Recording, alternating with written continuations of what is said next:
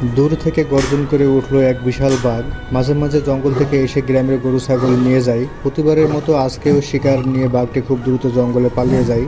করিম মিয়া খুবই আফসোস করতে থাকে, কারণ তার একটাই গরু ছিল, সেটাও বাঘে নিয়ে গেছে।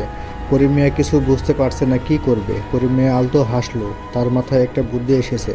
করিম মিয়া গ্রামের সবাইকে বোঝালো, এত বড় বাঘের সাথে আমাদের মোকাবেলা করার ক্ষমতা কারো নেই, তাই বুদ্ধি করে বাঘটিকে মারতে হবে। করিম মিয়া দোকান থেকে কিছু বিষাক্ত মেডিসিন কিনলো, তারপরে গরু গায়ে বিষাক্ত ওষুধ পুশ করে দিল।